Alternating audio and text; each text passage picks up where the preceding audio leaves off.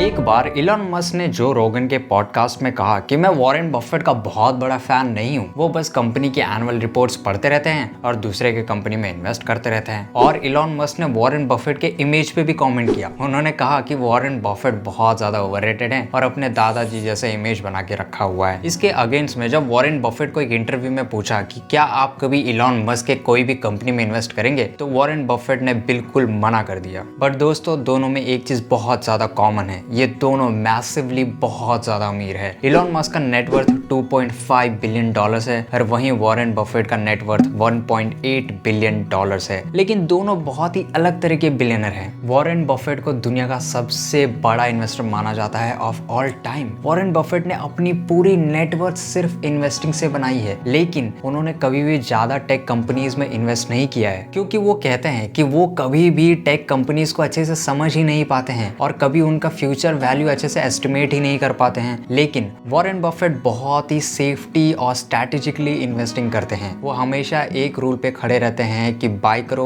और बहुत ही लंबे टाइम तक होल्ड करके रखो। और यही डिफरेंस है वॉरेन बफेट और इलॉन मस्क के बीच में। इलॉन मस्क बहुत ज्यादा रिस्क लेते हैं। वो इतना ज्यादा रिस्क लेते हैं कि उसके लॉसेस के चांसेस बहुत ज्यादा होता है। इलॉन मस्क ने जब 180 मिलियन डॉलर्स बनाया X.com से, ये सारा पैसा उन्होंने अपने ही 3 कंपनीज में इन्वेस्ट कर दिया। अगर इनकी इन्वेस्टमेंट थोड़ी सी भी गलत होती तो शायद आज वो दुनिया के सबसे अमीर आदमी में तो बिल्कुल भी नहीं होते। वहीं दूसरी साइड वॉरेन बफेट अपने शेयर होल्डर्स को रिस्क से बचाने की कोशिश करते हैं और बहुत ही सेफ्टी के साथ इन्वेस्टिंग करते हैं। ये ज्यादातर इन्वेस्टिंग ऐसे कंपनीज में करते हैं जिस कंपनी के पास मोट होता है। पर दोस्तों, ये मोट क्या होता है? मैं आपको अगर एकदम ईजी एग्जाम्पल से समझाऊं तो आपने जरूर पुराने जमाने के जो महल होते थे उसके चारों तरफ गड्ढा खोदा हुआ रहता था और उसमें पानी भरा रहता था। इससे क्या फायदा होता था कि कोई भी एनिमीज डायरेक्टली उन पे अटैक नहीं कर पाता था और एक तरह से सेफ्टी की तरह काम करता था। और वॉरेन बफेट ज्यादातर ऐसे कंपनीज में इन्वेस्ट करते हैं जो कंपनी के पास मोट होता है, क्योंकि एक कंपनी के पास एक्स्ट्रा एज होता है या फिर सेफ्टी होता है as compare to their competitors. लेकिन इलॉन मस्क कहते हैं ये मोट वोट पूरा बकवास होता है। वही कंपनी तभी सर्वाइव कर सकती है जिसके पास पेस ऑफ इनोवेशन बहुत अच्छा हो। इसका मतलब कि ऐसी कंपनीज जो इनोवेशंस बहुत ही कम टाइम में सबसे ज्यादा कर पाए, जैसे कि टेस्ला या फिर स्टारशिप्स। और इतना बड़ा ताना मारने के बाद ऑफ कोर्स इसको डिफेंड करते हुए वॉरेन बफेट और चार्ली मंगर कहते हैं कि हर एक कंपनी इनोवेशन के बेस पे या उसके दम पे तो सर्वाइव नहीं कर सकती। काफी सारे बिजनेसेस ऐसे हैं, जैसे कि कैंडी बिजनेस, वो मोट के बिना मार्केट में सर्वाइव नहीं कर सकती। फिर दोस्तों, तुरंत इलॉन मस्क एक ट्वीट करते हैं कि मैं एक ऐसी कैंडी कंपनी बनाऊंगा और उसके मोट बनाकर उसमें कैंडी भर दूंगा और वॉरेन बफेट खुद को कभी रोक नहीं पाएंगे मेरे कंपनी में इन्वेस्ट करने के लिए। लेकिन दोस्तों, कुछ भी कहो, वॉरेन एंड इलॉन मस्क एक दूसरे से डायरेक्टली कम्पीट करते हैं। वॉरेन बफेट की कंपनी बर्कशायर हाथवे ने एक इलेक्ट्रिक व्हीकल कंपनी में इन्वेस्ट किया है। ये एक चाइनीज कंपनी है BYD बिल्ड योर ड्रीम्स, जो डायरेक्टली कम्पीट करता है टेस्ला से। और इस पर इलॉन मस्क ने एक इंटरव्यू में कहा कि आपने कभी BYD की कार्स देखी है? मुझे नहीं लगता वो टेस्ला की कॉम्पिटिटर्स हैं। तो दोस्तों, दोनों के बीच में लड़ाई और ये ताने वाने तो चलते रहेंगे, बट एक चीज बहुत कमाल की है कि दोनों कमाल के इन्वेस्टर हैं और बहुत ही अच्छे बिजनेसमैन हैं। और दोस्तों, इतना अमीर होने के बाद भी उन्होंने प्लेज लिया है कि उनका ज्यादातर नेटवर्थ वो डोनेट कर देंगे। वैसे तो हमारे पास काफी कुछ है सीखने के लिए ये दोनों से, लेकिन दोस्तों आज के लिए वीडियो इतना ही। अगर आपको ये वीडियो अच्छा लगा तो लाइक कीजिए और हमारे चैनल को सब्सक्राइब कीजिए ऐसे ही पावरफुल वीडियोस के लिए। मिलते हैं अगले वीडियो में।